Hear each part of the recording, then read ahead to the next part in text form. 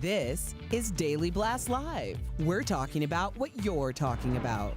Real, honest, entertaining, live. DBL starts right now. 3, 2. Welcome to DBL. It is Monday, June 15th. I'm Tori here with the beautiful Lindsay. I can't believe You're it. here. Like, I can't believe scream. You're back. I'm thrilled to see you, my friend. I'm happy to see you too. This feels so weird. I know everybody says it on air, but it really does. And it's a lot of stimulus for people who haven't been around like things. So. And I also don't know if I'm screaming because no one's in here, so I feel You're like doing my volume fine. is like through the roof. It is weird, but we are, and the DBL Nation is very happy to see you back. Thanks, very, Tori. very happy to be happy. back. Oh, and Al joins us from home. Hey, Al. Hey, Al. He's like, enough. How you doing? Lindsay, I'm happy to see you, even if Tori isn't happy to see me. I am. I was just very excited to see Lindsay. I'm happy to see you too, Al. Let's get straight into it. I want to get to talk in a weekend of protests in Atlanta as people call for justice in the death of 27-year-old Rashard Brooks. Police shot him in the back after a confrontation in a Wendy's parking lot. Now, a warning to our viewers, the shooting was caught on camera. The footage might be disturbing to some. So here's the story. Let me spell it out for you. Police say Brooks was sleeping in his car at a Wendy's drive-thru when authorities asked him to pull over. They conducted a field sobriety test, but when officers tried to handcuff him, he took off. You see Brooks grab a taser from one of the officers, and it appears that Brooks pointed the taser back at them, and that is when one of the officers shot Brooks twice in the back. On Saturday, the Wendy's where this took place was set on fire, and it is now completely burned down. Since then, actor Tyler Perry has pledged to pay for the family's funeral's expenses. The officer who fired the shot, Garrett Rolfe, was fired. The second officer involved is on administrative leave, and the police chief of Atlanta, Erica Shields, also resigned, and the death was ruled a homicide. This morning, Rashard Brooks' wife spoke out. Let's take a listen. I want them to go to jail. I want them to deal with the same thing as if it was my husband who killed someone else. If it was my husband who shot them, he would be in jail. He would be doing a life sentence. They need to be put away. Meanwhile, people are speaking up that this is not comparable to George Floyd's arrest. So this woman, this is not us, this is a woman tweeted, "It's not murder when he was armed with a taser and resisting an arrest. He could have killed me and my kids if he was on the streets. You lost me on this case."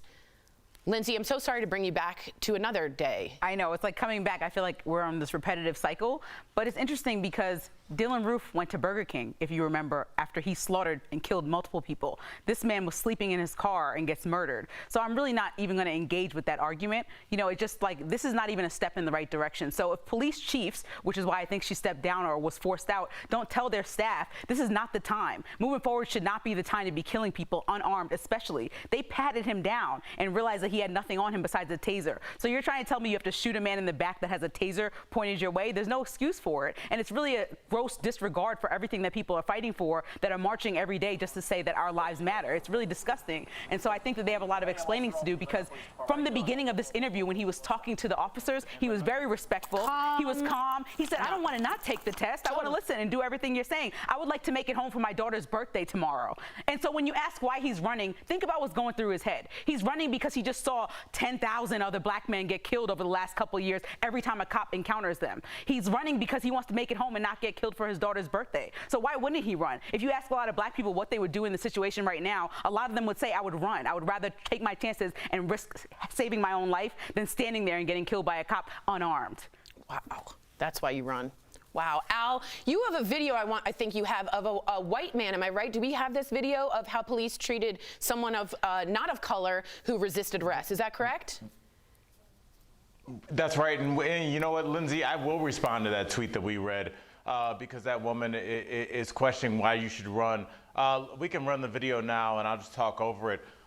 This is a man that was suspected of killing 3 people. He shot someone in the driveway, allegedly, and strangled 2 other ones. One was a child. We see he's running away. He's still alive and well.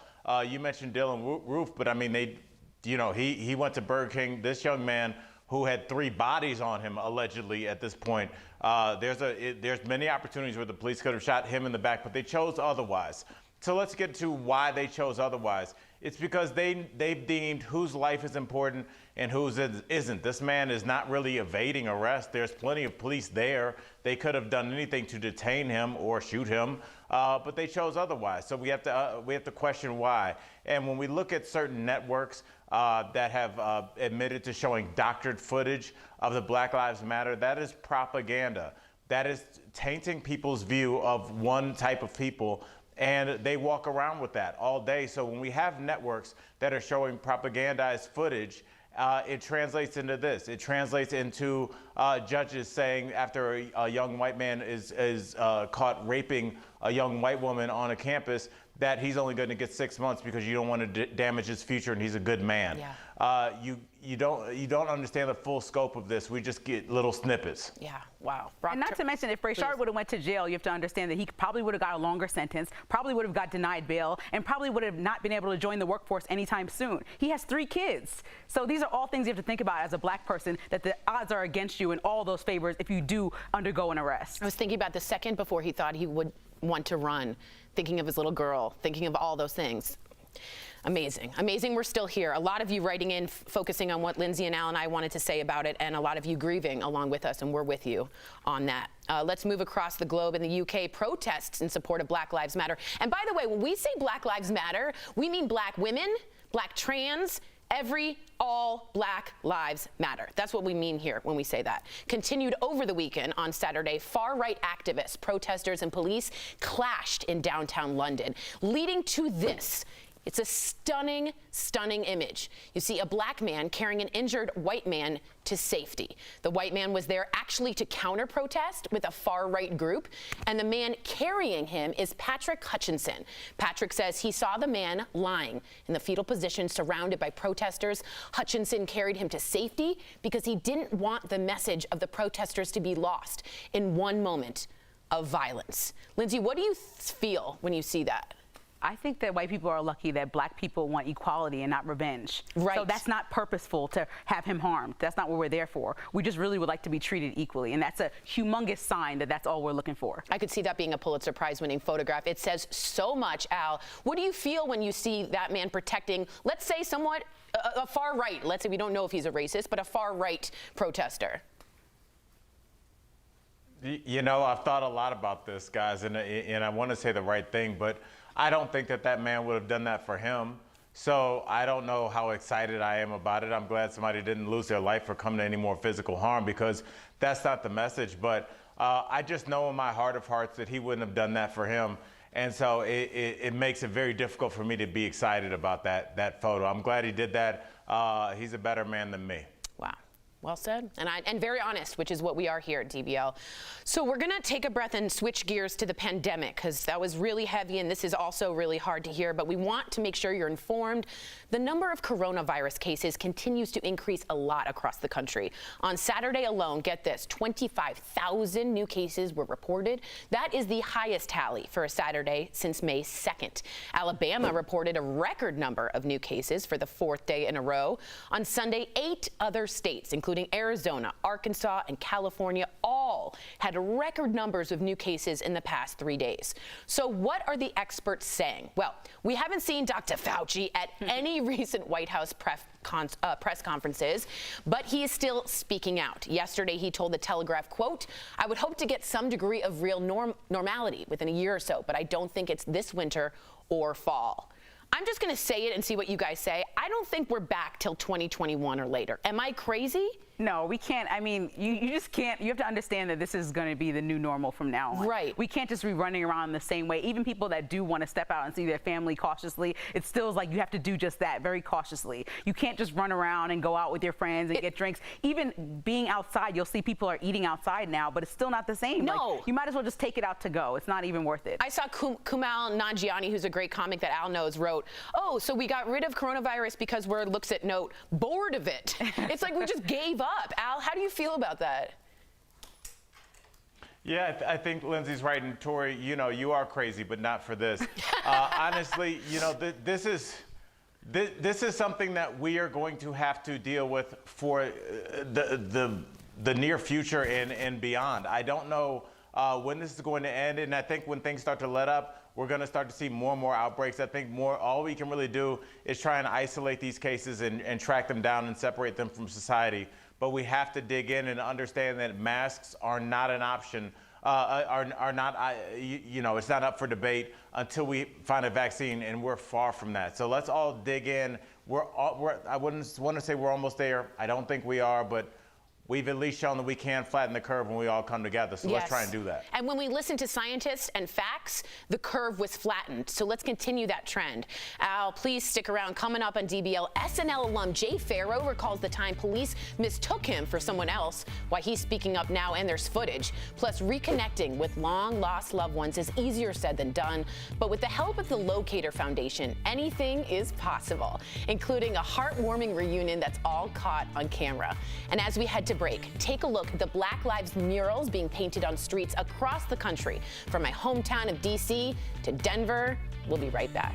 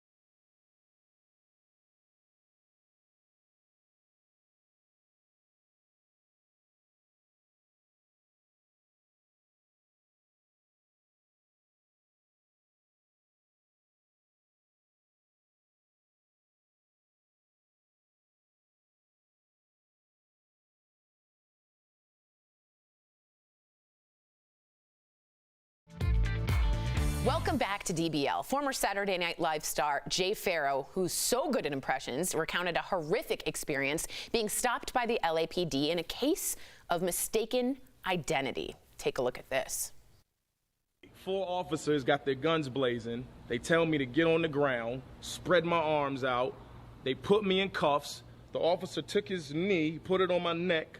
It wasn't as long as George Floyd, but I know how that feels.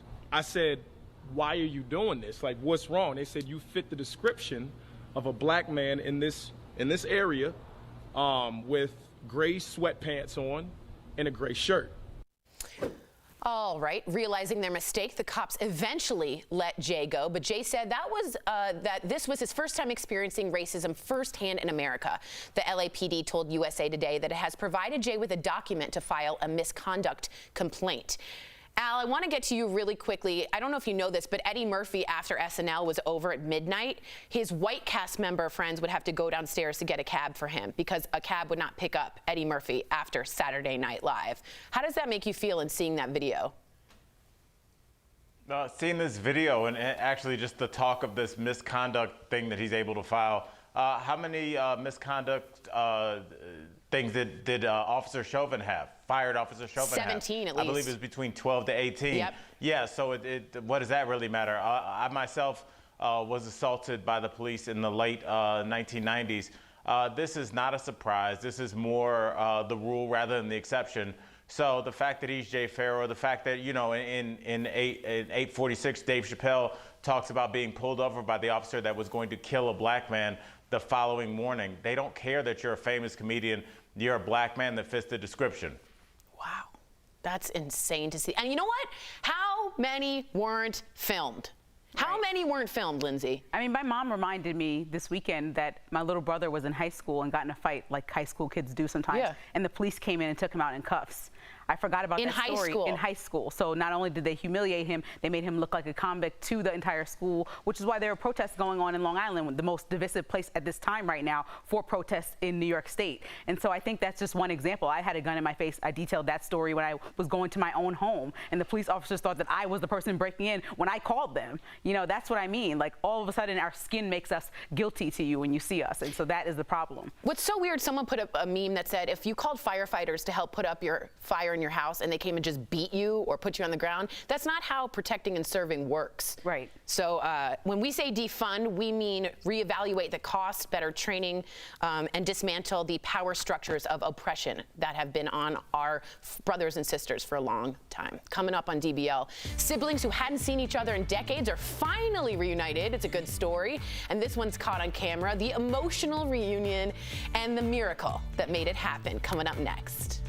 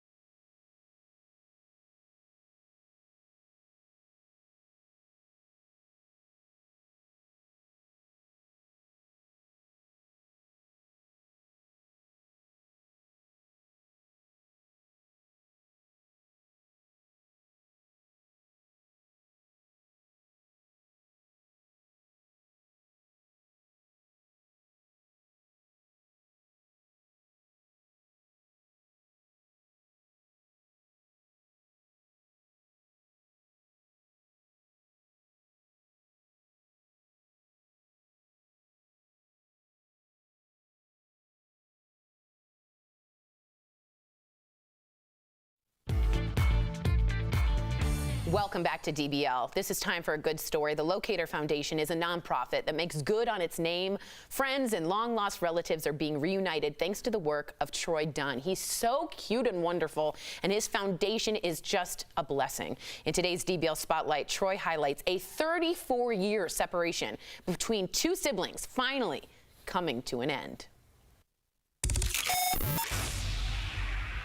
I am searching for my father. My half-sister. My cousin Bobby. My daughter. My birth parents. My biological father. My brother. My birth family.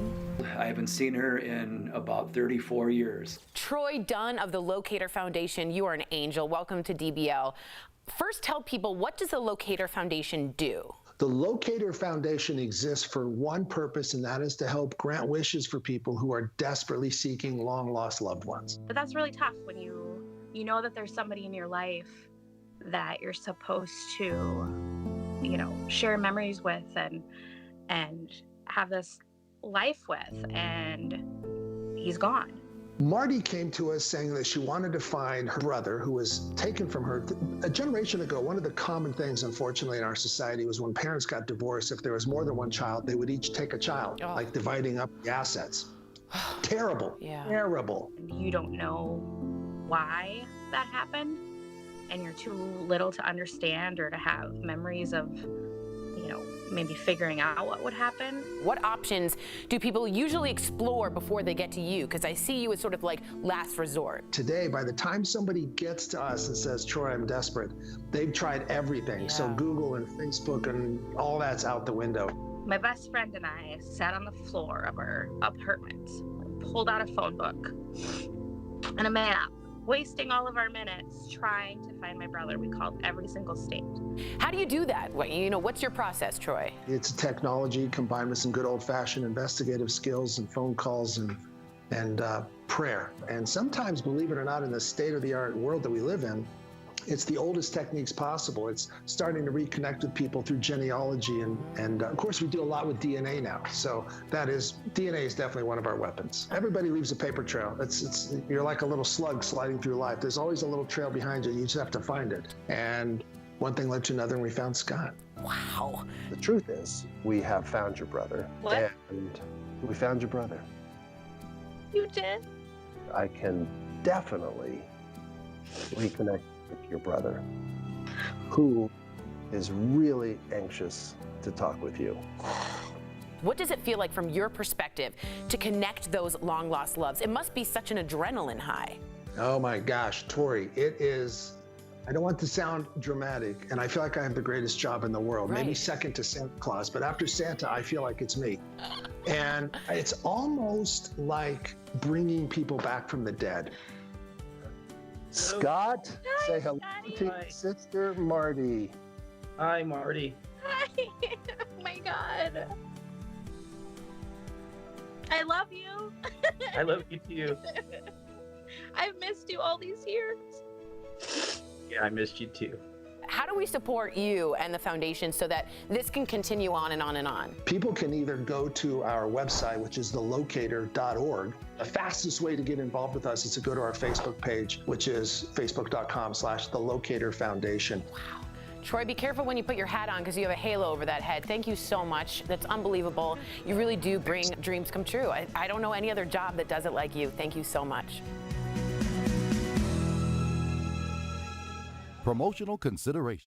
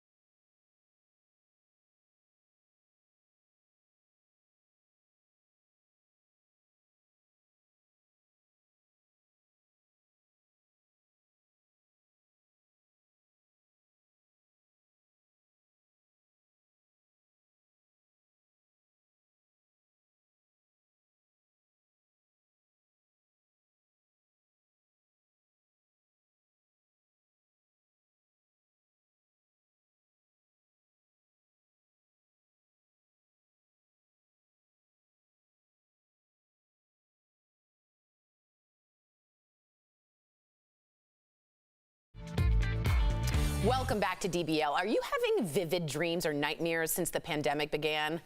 You're not alone. Well, we're chatting about some of the most common dreams and their meanings in today's Rise and Thrive, sponsored by So Clean. How about the one where you're being chased? So that likely means you're overwhelmed, stressed out, or something you're avoiding is catching up with you. If you're dreaming about being underwater, it might mean your emotions are getting to be too much. I've been chased underwater. Oh my Which is gosh. not good. You're in over your head and it's time to take something off your plate. Then there's the nightmare where your teeth fall out.